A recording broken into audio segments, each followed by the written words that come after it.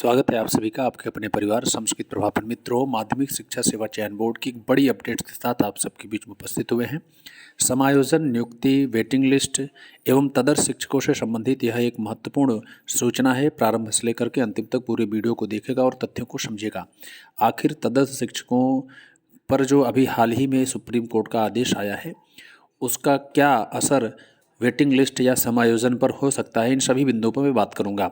जो भी साथी इस चैनल पर नए होंगे, चैनल को सब्सक्राइब करके बेल आइकन को प्रेस कर देंगे ताकि नोटिफिकेशन के माध्यम से सभी महत्वपूर्ण शिक्षा जगत की सूचनाएं एवं ज्ञान की सामग्री आप तक पहुंचती रहे। तो चलिए बात करते हैं कि देखिए, सभी यहाँ पर एक बातें निकल के आ रही हैं। तदर्थ शिक्षकों का जो निर्णय आया है उस हिसाब से तो जो तदर्थ शिक्षकों की सीटें हैं, लगभग जो 1200 सीटें बच रही हैं, उस पर अन्य जो भी 2021 में वेटिंग में हैं या समायोजन जिसका नहीं हुआ है, उन पर उन रिक्तियों पर इन सभी का कल्याण हो सकता है अगर माध्यमिक शिक्षा सेवा चयन बोर्ड चाहे तो। और दूसरा फायदा होगा कि अगर ये लोग इनकी पात्रता जो अपात्र घोषित हो चुके हैं, जो क्वालिफाई ही नहीं हो पाए हैं, इनकी रिक्तियों पर जो आगामी जो भर्तियां होने वाली हैं, उन भर्तियों में इनकी सीटें जोड़ी जा सकती हैं अगर माध्यमिक शिक्षा सेवा चयन बोर्ड चाहे तो।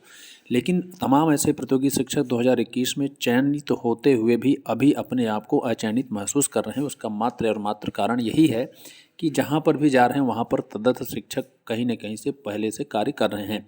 इस विषय पर सरकार का कुछ आदेश है जिसके कारण से इनकी नियुक्ति या इनका वेतन इत्यादि रुक सकता है, जिसके लिए समस्त तदर्थ शिक्षक भी एकजुट हो चुके हैं। यहाँ से देख सकते हैं, तदर्थ शिक्षकों की वेदना सभी नेतृत्वकर्ता साथियों से निवेदन है कि माननीय श्री चंद्र शर्मा जी से समय लेकर माननीय उप मुख्यमंत्री जी से मिलने का कार्यक्रम बनाया जाए और अगर संभव हो सके तो अपने भविष्य की सुरक्षा हेतु, यानी तदर्थ शिक्षक लोग बोल रहे हैं, कोई आदेश माननीय उप मुख्यमंत्री जी से करवाने का सफल प्रयास करवाया जा सके। समय और दिन सुनिश्चित करें। हम सभी तदर्थ साथी उस दिन लखनऊ पहुंचेंगे। कभी भी आचार संहिता लागू हो सकती है। अगर अभी कुछ नहीं हो पाया तो चुनाव के बाद, एमएलसी चुनाव के बाद वाला ही हाल होगा, इसलिए अभी का प्रयास ही श्रेयस्कर होगा। वैसे हमारे नेतृत्वकर्ता निश्चित ही इस पर कार्य कर रहे हैं, ऐसा विश्वास है। उनको यह बताना चाहता हूं कि जब भी वो कहेंगे, हम उनके पीछे लखनऊ में इनके साथ खड़े होंगे। यानी इनके ऊपर तलवार लटक चुकी है। जो तदर्थ शिक्षक हैं उनकी यह वेदना है और ये लिख रहे हैं कि वाह रे तदर्थ तेरा क्या होगा।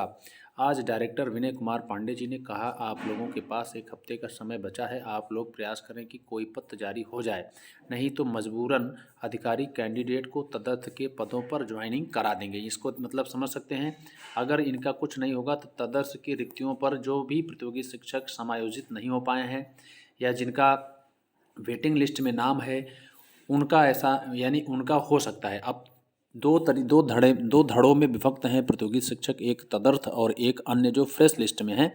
तो इनका भी धरना, आंदोलन और दबाव, प्रेशर यानी कि बड़े बड़े जो भी मानिंद जो लोग हैं, गणमान्य लोग हैं, जैसे सांसद, विधायक, मंत्री इत्यादि तक अपना पत्र प्रेषित कर रहे हैं कि इनकी रिक्तियों पर जल्द से जल्द समायोजन और वेटिंग लिस्ट वालों को मौका दिया जाए।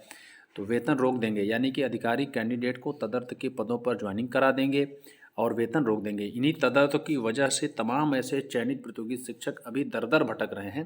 प्रदेश में जिन तदर्थ शिक्षकों के पदों पर पैनल नहीं आए हैं, उन शिक्षकों का वेतन शासन के द्वारा रोक दिया जाएगा। यह बात विधायक देवमणि और कुछ साथियों के सामने डायरेक्टर साहब ने कहे और यही बात एडी माध्यमिक ने भी कहा यही सत्य है मित्रों। हम सब लोगों को एकजुट होकर के प्रयास करना चाहिए। बस हमारे पास एक हफ्ते का समय बचा है, चाहे हम अपनी नौकरी बचा लें या घर बैठकर सो जाएं। ये किसी तदर्थ शिक्षक की संवेदना है और यह क्रेडिटेड खबर है। आप सब लोग देख सकते हैं कि किसी ग्रुप में यह बार बार वायरल हो रहा है मैसेज, जिसको आपको चैनल के माध्यम से दिखाया गया।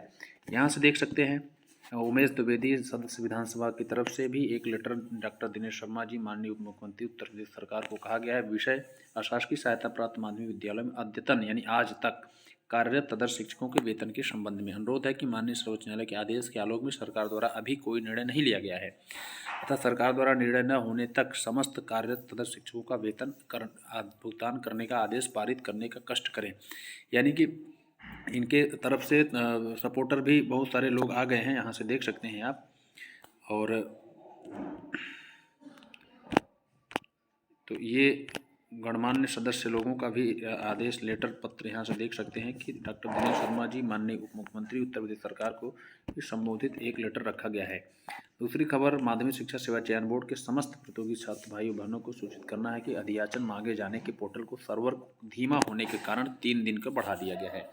इसका मतलब 3 दिन और लेट हो सकता है नया विज्ञापन टीजीटी पीजीटी 2022 का।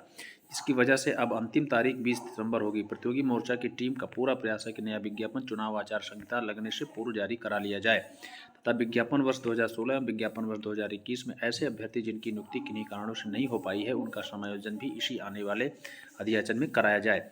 आदरणीय अध्यक्ष महोदय का कहना है कि चुनावी आचार संहिता लगने से नए विज्ञापन निकाले जाने को लेकर कोई असर नहीं पड़ेगा। फिर भी प्रतियोगी मोर्चा किसी प्रकार का रिस्क लेना नहीं चाहता, इसलिए नया विज्ञापन आचार संहिता लगने से पूर्व जारी किया जाना चाहिए। इस दिशा में प्रतियोगी मोर्चा की टीम द्वारा लगातार प्रयास किया जा रहा है। नए विज्ञापन और समायोजन को लेकर समायोजन और वेटिंग लिस्ट भी है प्रतियोगी शिक्षकों के लिए मोर्चा की टीम प्रतिबद्ध है। दूसरी बात यह है कि ईडब्ल्यूएस के अभ्यर्थियों को आयु सीमा में छूट मिले। बिल्कुल, आयु सीमा में ईडब्ल्यूएस के लिए छूट की भी बात कही जा रही है। आयु सीमा में छूट मिले, इसके लिए माननीय कैबिनेट मंत्री सिद्धार्थनाथ सिंह जी से भी वार्ता की गई है, जिसमें उन्होंने हरी झंडी दिया है। उन्होंने इस मुद्दे पर आश्वासन दिया है कि माननीय मुख्यमंत्री श्री योगी आदित्यनाथ जी के को इस प्रकरण से अवगत कराया जाएगा तथा ईडब्ल्यूएस के अभ्यर्थियों को भी ईडब्ल्यूएस के प्रतियोगी शिक्षकों को भी एज में छूट दिया जाएगा। यहाँ से देख सकते हैं कि नया विज्ञापन यानी टीजीटी पीजीटी में 5 वर्ष की छूट दिलाई जाएगी। प्रतियोगी मोर्चा की टीम नए विज्ञापन टीजीटी पीजीटी समायोजन ईडब्ल्यूएस के आयु सीमा में छूट एलटीजीआईसी का नया विज्ञापन तथा रमसा में कार्यरत रमसा के तहत तमाम ऐसे प्रतियोगी शिक्षक जो चयनित हैं फिर भी 7 से 8 महीने तक अभी वेतन नहीं मिला, क्योंकि ये प्लान के तहत है। प्लान में वे विद्यालय आते हैं जिसमें सरकार यानी केंद्र सरकार और राज्य सरकार का दोनों का हिस्सा होता है। फिर बजट पास होता है, उसके बाद ही वेतन भुगतान किया जाता है। ऐसे पीड़ित रमसा में कार्यरत शिक्षकों को नियमित वेतन जैसे तमाम मुद्दों पर लेकर लखनऊ के आला अधिकारियों और शासन स्तर पर सक्रिय है और आप सभी लोगों को बहुत जल्द इसका खुद सुखद परिणाम देखने को मिलेगा। बहुत बहुत धन्यवाद। विक्की खान, अध्यक्ष प्रतियोगी मोर्चा की तरफ से।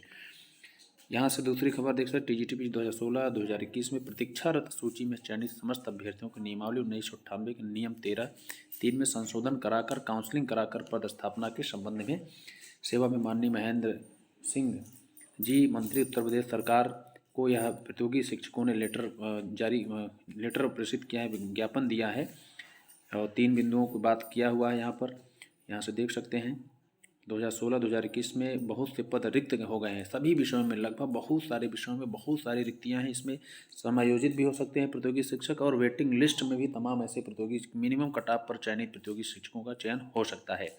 तो ये 3 बिंदुओं पर बातें हुई हैं। ये सभी प्रार्थीगण हैं, संदीप सिंह, अनूप शुक्ला, शैलेंद्र श्रीवास्तव इत्यादि ने पत्र दिया है।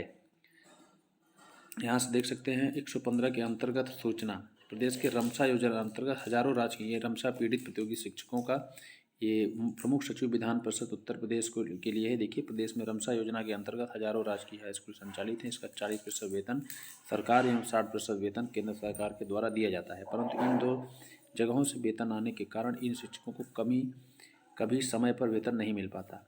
रमसा के अंतर्गत काम करने वाले राजकीय शिक्षकों को आर्थिक स्थिति बहुत ही संवेदनशील है। यह स्थिति अत्यंत विस्फोटक है, अतएव लोक महत्व के अवलंबनी तात्कालिक सुनिश्चित विषय पर सरकार का ध्यान आकृष्ट करते हुए आवश्यक कार्यवाही किए जाने की मांग करता हूँ। विधानसभा सदस्य परिषद डॉक्टर आकाश अग्रवाल की तरफ से यह लेटर 16 तारीख को भेजा गया है। यहाँ आज राजकीय शिक्षक संघ की बैठक में सर्वसम्मति से लिया गया निर्णय, यानी वही रमसा के वेतन से संबंधित जो है सुनील कुमार भड़ाना, डॉक्टर रविभूषण प्रांतीय अध्यक्ष, प्रांतीय महामंत्री राजकीय शिक्षक संघ की तरफ से मांग की गई है। सहायता प्राप्त विद्यालयों में हिंदी प्रवक्ता भर्ती का मामला, बोर्ड ने मानी गलती, बदला जाएगा रिजल्ट। सिर्फ उत्तर कुंजी जारी करने में 3 बार की है गलती। तो यहाँ से देख सकते हैं प्रवक्ता का इसी कारण से हिंदी विषय का रिजल्ट रुका हुआ था और इसमें संशोधन इत्यादि होकर के रिजल्ट अंतिम रूप से घोषित कर दिया जाएगा। इस वीडियो को आप लोग ज़्यादा से ज़्यादा लोगों तक शेयर करें और भी महत्वपूर्ण अपडेट्स प्राप्त करने के लिए चैनल को सब्सक्राइब करें, बेल आइकन को प्रेस करें ताकि नोटिफिकेशन के माध्यम से सभी सूचनाएं महत्वपूर्ण आप तक पहुँचती रहें। आज के लिए इतना ही, धन्यवाद।